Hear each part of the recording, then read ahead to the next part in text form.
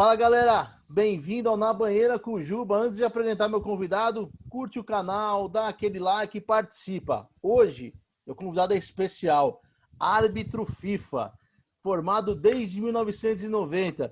Sua estreia foi num jogo Marília Nacional, devia estar um baita calor. 2000 e 2001 foi o melhor árbitro do futebol paulista. Alfredo Loebrin, boa noite, tudo bem com você? Boa noite, é um prazer falar com você. Agradecer o convite aí. Sempre é bom a gente falar um pouquinho de arbitragem e futebol. Com certeza, com certeza. Em 90 você se formou, né? Como é que foram os primeiros passos? Como que é o início de carreira de um juiz? Bom, em geral, né, e em muitas profissões é assim, é meio que um funil, né? Então, assim, você tem 80, 90 caras se formando por ano, mas você vai ter 2 ou 3 que chegam na primeira divisão.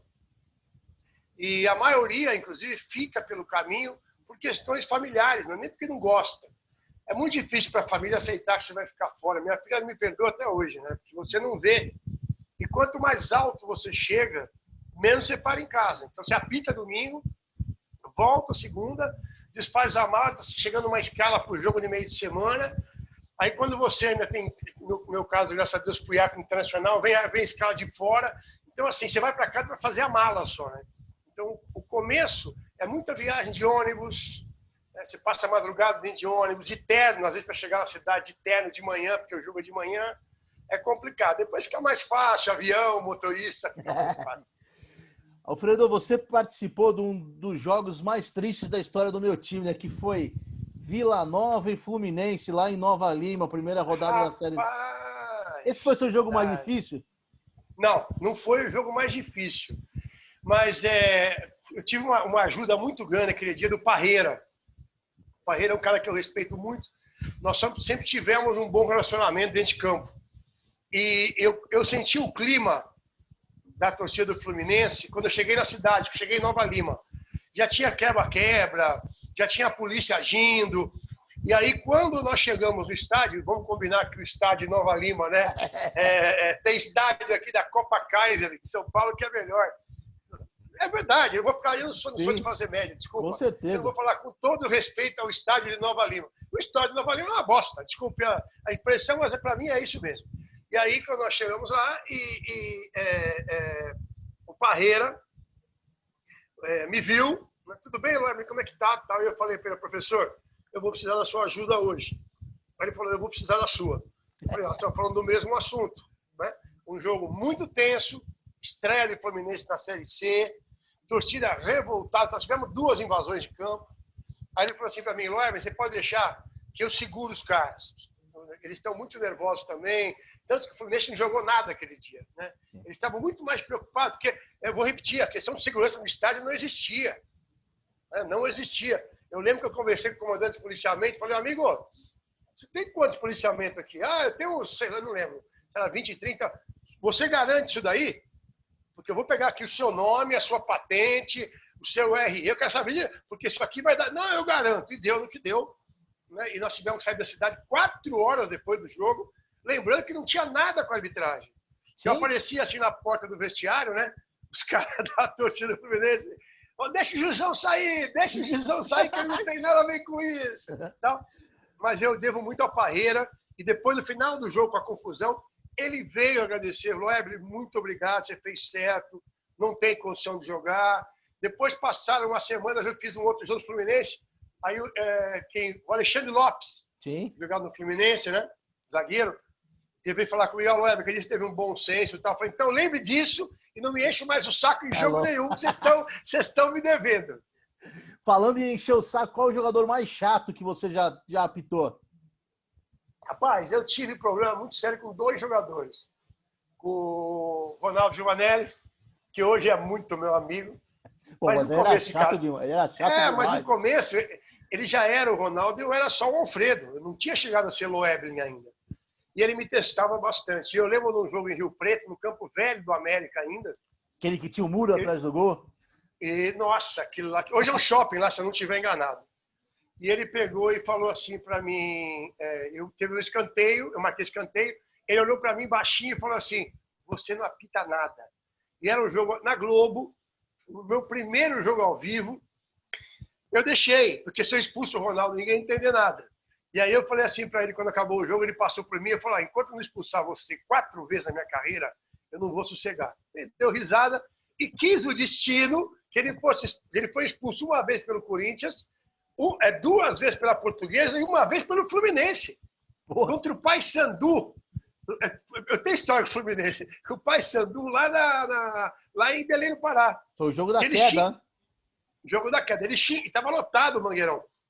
Ele xingou meu assistente, né?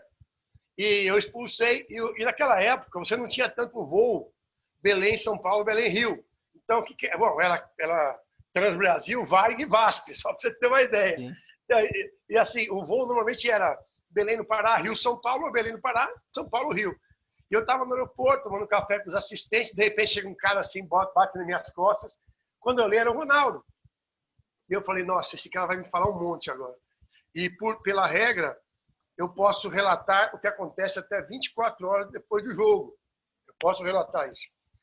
E aí ele falou assim para mim, olhou para minha cara e falou assim, tamo kits. Aí eu dei risada, ele deu risada. Depois de um tempo, a mãe dele foi num programa na Bandeirantes, que minha mãe também estava, e convidaram. A gente ficou muito amigo, é um cara que eu respeito demais, converso com ele pelo Facebook e tudo mais. É um cara do bem. Com certeza. Mas ele era bem chato para a arbitragem. Você falou. Nossa Senhora! Você falou desses casos de voos e se encontrar. Tem uma história que em 92 o Zé Aparecido não conseguiu embarcar no voo que ia trazer ele de volta da Copa do Brasil, porque é isso aí. Parece que até teve uma tentativa de agressão do Vica em cima dele e o comandante teve que alocá-lo em outro voo. Para descer, exatamente. E eu tive uma passagem parecida, não chegou a esse ponto, mas eu fui fazer Flamengo e Juventude em Caxias. E o voo da manhã era um voo também da Rio Sul, que era Caxias, Porto Alegre, Rio, São Paulo. Beleza. E quando eu entrei no avião, estava o Flamengo. E assim como eu sou um cara de sorte, né? Entrei por trás, meu lugar lá na frente. Então eu tive que passar. E o Flamengo perdeu o jogo de 2-0. E aí o Klemer, eu marquei uma bola atrasada do Klemer, que não podia fazer o que ele fazia naquela época. A bola veio, ele espalmou, e aí depois ele foi defender lá na frente, não podia. Aí marquei um tiro livre indireto, saiu o gol do Juventude. E aí ele entrou no avião, ele foi lá na frente e falou assim para mim, eu estava sentado já, que porra que você marcou lá ontem? Quando eu fui virar, eu ia falar um monte para ele, quem que veio, mas muito educado, falou, Klemer, vai sentar. Depois que eu levantei o avião levantar o voo, posso saber do senhor, me chamando de senhor, posso saber do senhor o que o senhor marcou para mim, que eu não conheço essa regra? Zagallo. Olha que educação. E aí, quando o voo levantou, eu fui até o lugar que estava o Zagallo, pedi autorização para o cara que estava com ele para mudar de lugar. Professor, é isso. Ele falou assim, olha, eu estava desatualizado, me desculpe, muito obrigado, tudo mais. E depois de uma entrevista coletiva no Rio de Janeiro, em relação à derrota, no aeroporto, ele ainda falou que o árbitro estava certo em relação à regra e tudo mais. Então, você vê a diferença de pessoa, né? O Zagallo, o Klemer. Por isso que um é tetracampeão do mundo e outro é o Klemer. Exatamente.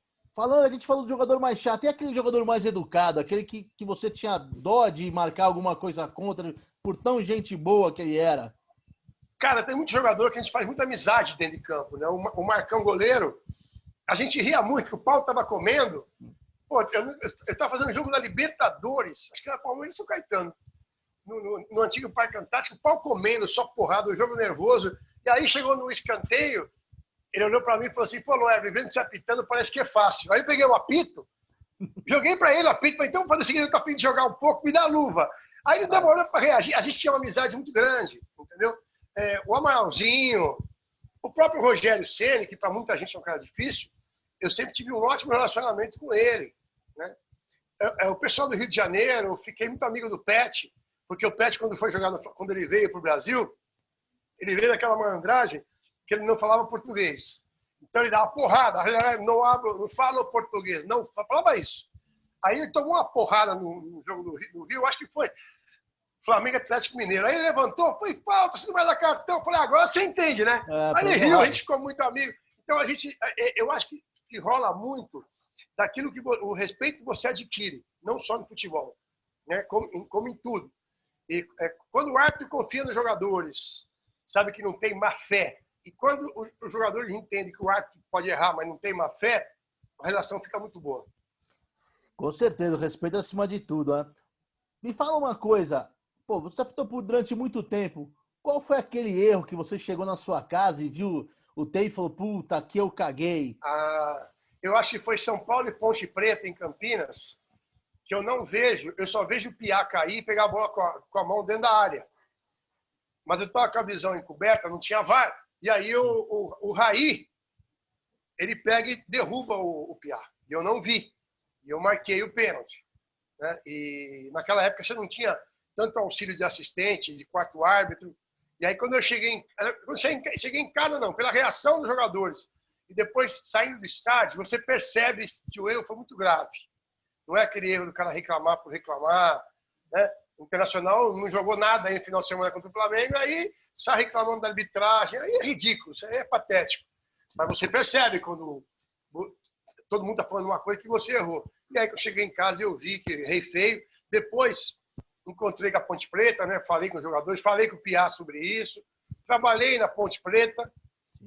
Então a gente tem que admitir quando acontece esse tipo de coisa. E você, se não me engano, foi as quartas de final do Brasileiro de 99, né? Pois o São Paulo passou para jogar contra o Corinthians. Eu não sei se foi brasileiro. Foi brasileiro? Eu achei que tinha sido paulista. Honestamente, eu não sei. Eu sei que foi em Campinas uma quarta-noite. Que eram 3, era aquela época que eram decididos em 3 jogos, que tinha o playoff, né? Aí foi um jogo chato, agora que eu lembrei. Eu expulsei o Wagner no intervalo, que ele foi lá xingar o Gandula. E o Carpegiani estava muito nervoso, mas não era comigo. Era com a torcida da Ponte Preta, estava jogando coisa nele no banco. Que é uma torcida muito violenta, né? Aqui em São Paulo você tem algumas torcidas que elas são acima das outras em termos de violência. Não são tão grandes, mas a torcida da Ponte Preta é extremamente violenta.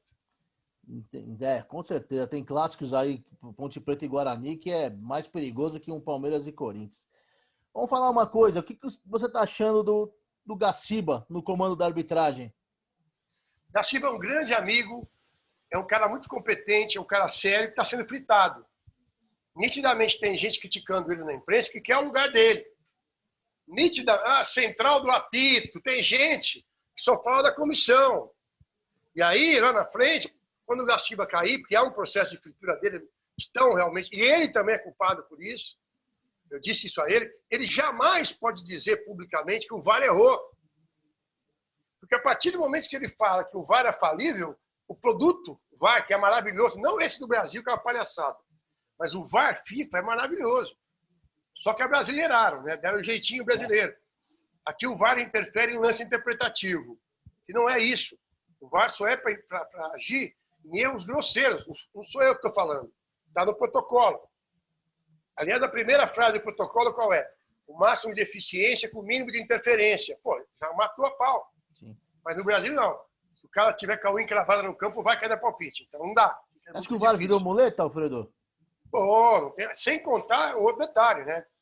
Virou um cabidão de emprego. Você coloca 10 pessoas por jogo, com tudo, arbitragem, VAR, são 10 jogos por rodada. Você está falando com 100 pessoas viajando, eu não sei qual é a agência que está vendendo essas passagens, vendo hotel. Alguém, você está no Brasil, cara.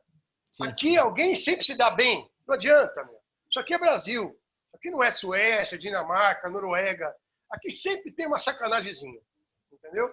E outra coisa, como você não tem material para isso, que já não tem árbitro dentro de campo para isso, estão colocando o árbitro que nunca pitou nem Olari Madureira para decidir as coisas.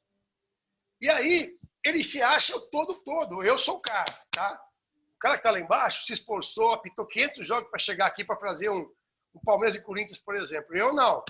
Eu não apitei nada, não saí do A3, mas eu sou o cara do VAR. E aí ele quer mudar a decisão de campo. E não é isso que diz o VAR. O VAR diz a mudança de decisão de campo é só em caso de erro grosseiro e ele não muda, ele sugere. Ó, dá uma olhadinha nesse lance. Aqui no Brasil você pode perceber. Por que na Europa, onde tivemos o Mundial de Clubes, não leva um minuto? Porque o VAR sugere o lance. Aqui no Brasil, no áudio, pode escutar os áudios da CBF. O cara fica falando assim, mas você não acha que foi falta? Dá uma olhadinha aí, ó, o pé do cara. Olha embaixo, ó. Não é esse o papel do VAR. Ele tem que sugerir ao árbitro a revisão do lance e ponto. Agora, se ele quiser entrar num processo de convencimento do árbitro, é natural que eu estou apitando o jogo, você está vendo por imagem. Você quer me convencer tanto que eu vou falar, pera um pouquinho só. Eu só vi aqui no campo.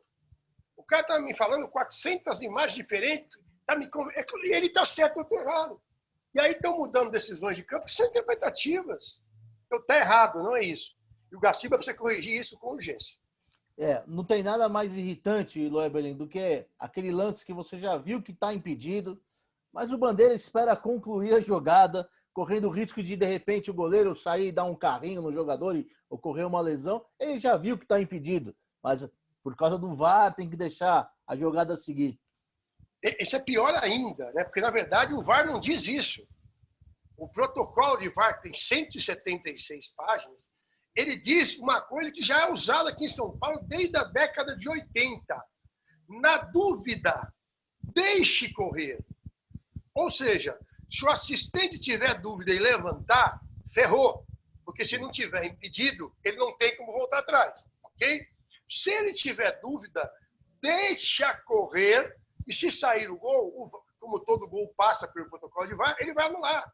Mas ele não diz que se o cara tivesse... Esses dias eu vi um lance aí, bem lembrado por você, não lembro que jogo, eu acho que foi jogo internacional do Flamengo. O cara estava 5 metros na frente. Aí o cara dá um pique de 30 metros com chance de ter uma extensão muscular. E viu um zagueiro derrubar ele, machucar o cara, o goleiro sair que nem uma vaca doida. Então, para que isso? Não tem sentido. Então, não precisa mais de árbitro de campo. E você pode perceber que os assistentes estão tão relaxados por causa disso, que eles já não estão mais na linha do penúltimo homem. Pode perceber. Estão correndo menos, estão trabalhando mais. Lógico, o VAR corrige. Ficou moleza ser Bandeira, então, hein? Ficou moleza. Agora, eu reparo também que hoje o jogador é muito mal educado. Tem muito cara que não ganhou nada na vida e quer apitar o jogo e fica enchendo o saco do juiz. Quanto tempo você acha que o ídolo do Cid demoraria para expulsar um Gabigol, por exemplo? Você está de brincadeira. Os árbitros têm muito bunda mole. Eu tenho falado para eles, eu converso com alguns aí, tudo bunda mole. A palavra, não tem um outro termo que não seja bunda mole. Porque você quando aprende, você aprende o seguinte: a primeira vez, você instrui o cara, não fala comigo. A segunda vez, você vai dar uma dura no cara. A terceira vez, você tem um cartão para isso. Ok? Os bancos de reserva, então, estão uma piada. Os treinadores, o Sampaoli, o próprio Abel Ferreira, que também não para de encher o saco. Cuca fez domingo no Santos Fluminense, é uma vergonha. Aliás, o que ele fez na final da Copa do Brasil, na final da Libertadores com o Palmeiras, ele já tinha feito antes. Não tem coitadinho nessa história. Então, os árbitros... Ele fez no jogo do Cruzeiro com o Once Caldas, que o Cruzeiro foi eliminado. Cruzeiro, exatamente. Então, o que acontece? A culpa dos árbitros que não agem, tem medo. Sabe por que o cara tem medo? Porque ele tem medo de não apitar mais aquele time. Então, ele fala assim, poxa, peraí, é o Santos, né? O Sampaoli está em Atlético Mineiro, se bem que ele não vai ficar. O Abel Ferreira, o Palmeiras está chegando em tudo. Se eu brigar com o Abel Ferreira, o Palmeiras me veta. Então, a culpa é de quem não dá retaguarda para ele. Porque no tribunal hoje, nós temos, não são auditores, são torcedores. Então, o cara, quando ele tá lá votando, se ele torcer para o Flamengo, ele mete 5 jogos no cara do Palmeiras e vice-versa. Se ele for palmeirense, se bem que lá 99,9% são cariocas, então eles torcem para o time do Rio de Janeiro, só tem um, se não me engano, que torce para o Atlético Mineiro. E aí o cara faz o quê? Opa, eu torço para o Flamengo. O cara é do Fluminense. Mete 10 jogos aí no cara. Mas o cara é do Flamengo, é o Gabigol. Não, dá uma multa para ele de 5 cesta básica e 4 pares da Havaiana. E você pode perceber que as decisões do tribunal são bem diferentes. Então, o árbitro, ao mesmo tempo que ele é bunda mole, ele não tem retaguarda.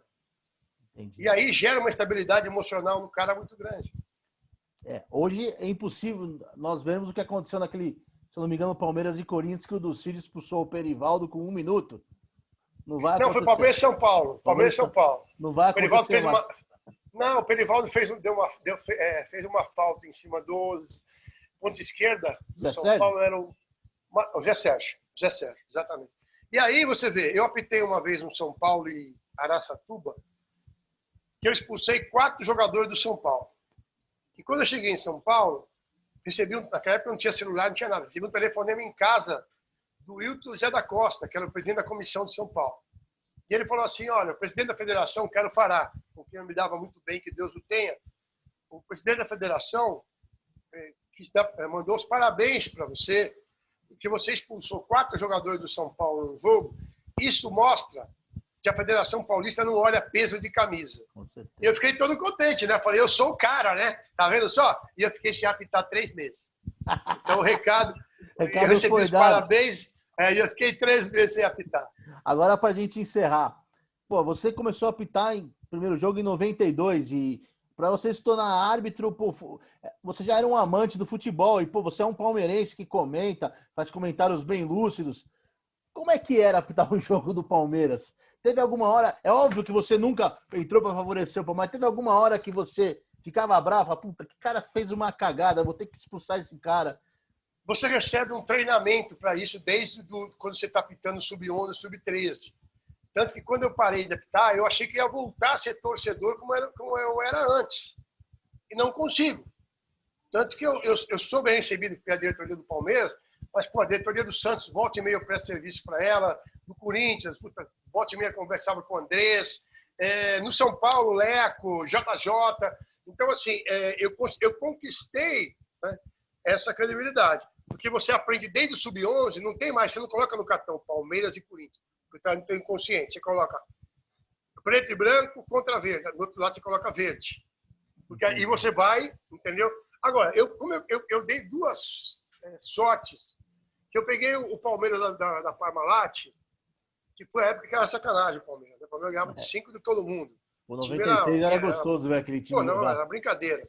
E depois eu peguei o bom e barato do Mustafa, que era uma bosta. E eu brincava com o Galeano dentro de campo, né? Porque o time era ruim, rapaz, mas era ruim. E eu falava assim para ele, Galeano, vocês matam o torcedor.